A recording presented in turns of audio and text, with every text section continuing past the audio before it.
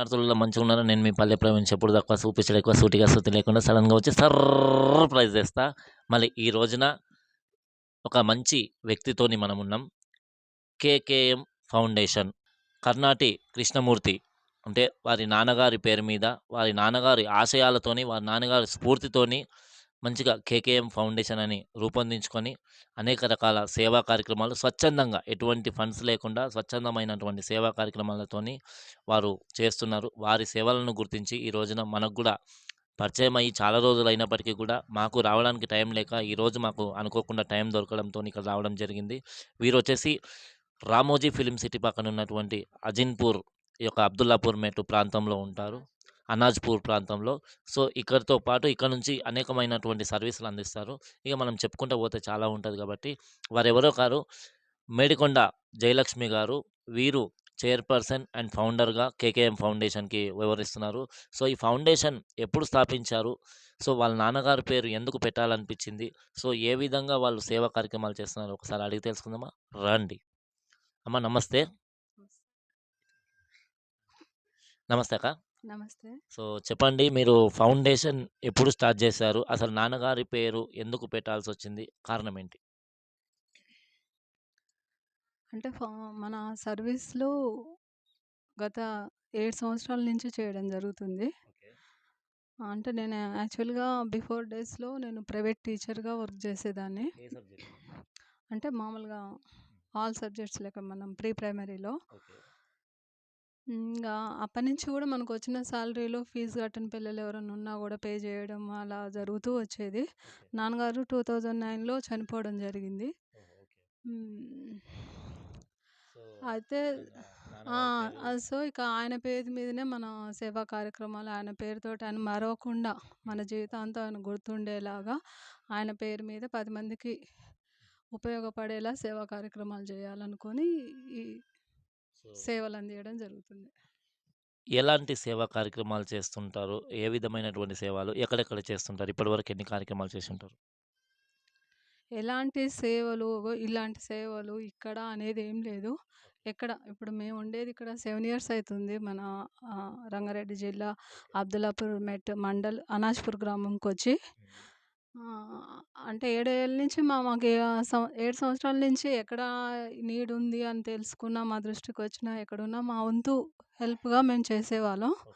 ఈ అనాజ్‌పూర్ గ్రామంకొచ్చినాక 7 ఏళ్ల నుంచి ఎక్కువ శాతం నేను మన గ్రామంలోనే ఎక్కువ కార్యక్రమాలు ఉండేసరికి ఇక్కడే చేయడం జరుగుతుంది. ఓకే. సో ఎలా అంటే అనిపిస్తుంది? అంటే పబ్లిక్‌లో సర్వీస్ చేస్తున్నప్పుడు సర్వీస్ అంటే మేము చేసేదండి నిస్వార్థంగా చేస్తున్నాము. ఏది ఒక రూపాయి ఆశించకుండా హ్మ్. మాకున్న అమౌంట్‌లో అదే. మా ఖర్చులు తగ్గించుకొని మేము చేయడం జరుగుతుంది. హ్మ్. గత 7 సంవత్సరాల నుంచి నేను సర్వీస్ చేసే దాంట్లో నాతో పాటుగా కష్ట సుఖాల్లో పాలు పంచుకుంటూ హ్మ్. హ్మ్. నాతో పాటు నా సహోదరుడు అంటే నా కొలీగ్ నాతో పాటు తను గూడా రఘుపతి రెడ్డి అని కలిసి చేయడం జరుగుతుంది ఈవెంట్స్.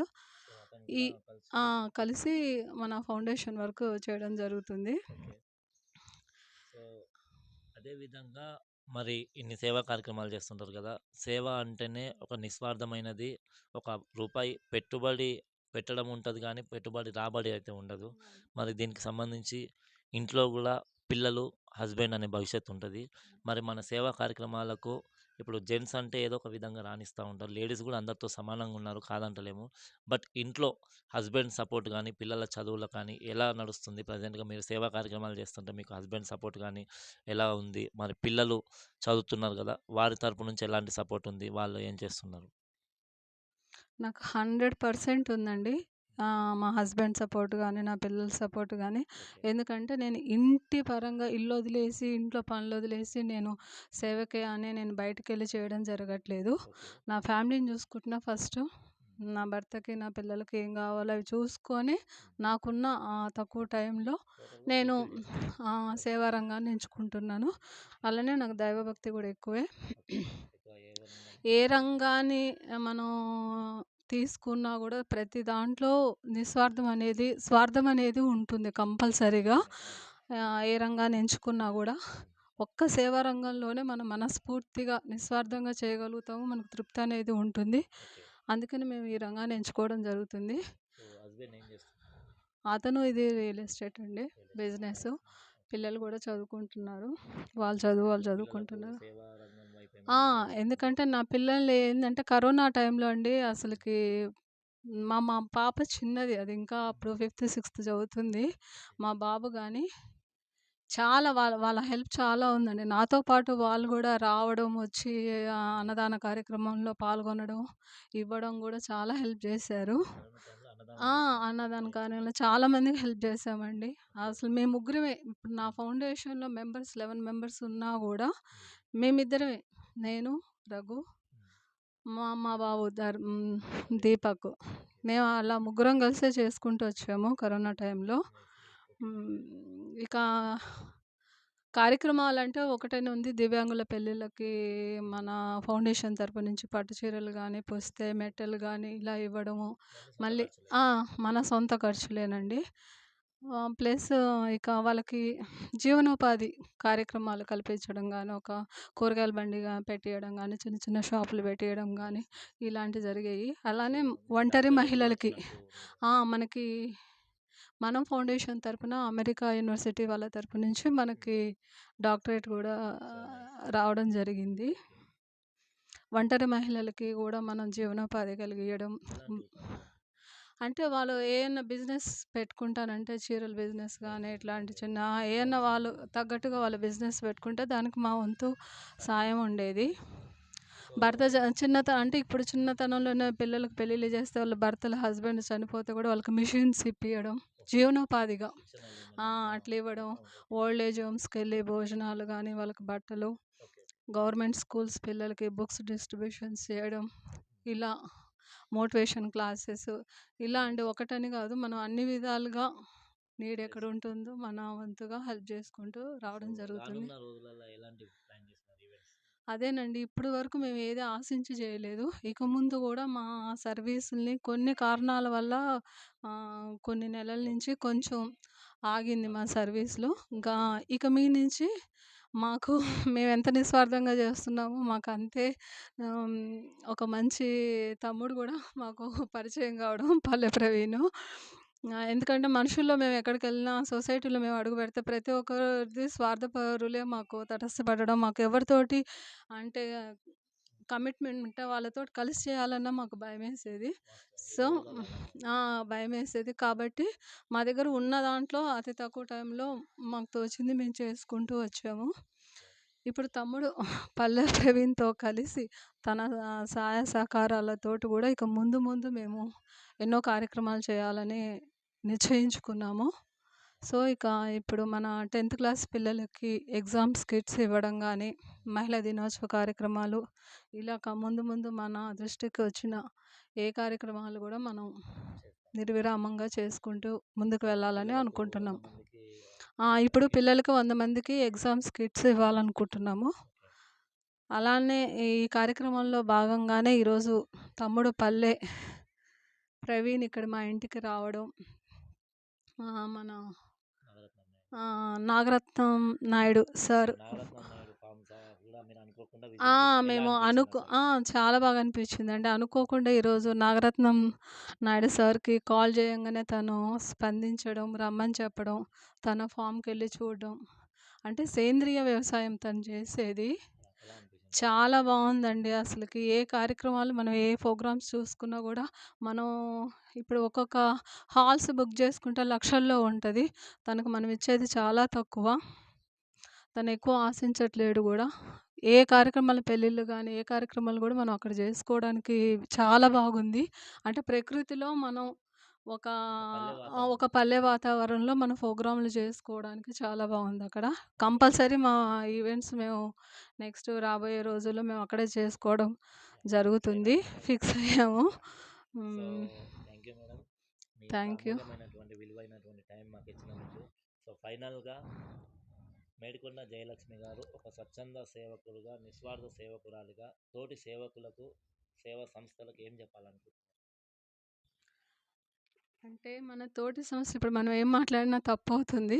అంటే వాళ్ళ అంటే మన అభిప్రాయాలను మనసులో బట్టి అనుకున్నది చెప్పడం తప్పు కాదు. వాళ్ళ అభిప్రాయాలను బట్టి ఇప్పుడు ఒకరు మనం నమ్మి ఒక సేవ చేస్తున్నామని మనం ఒకరికి అడిగినా, ఒక పోస్ట్ పెట్టినా, వాళ్ళ కష్టార్జితం మనకిస్తున్నప్పుడు నిస్వార్థంగా హ్మ్. మనకొచ్చే రూ. 10లో మన ఖర్చులు మనం రూ. 2 తీసినా రూ. 8 మనం ఓకే. సేవ చేయాలి, సర్వీస్ చేయాలనేది రైట్. నా ఆలోచన.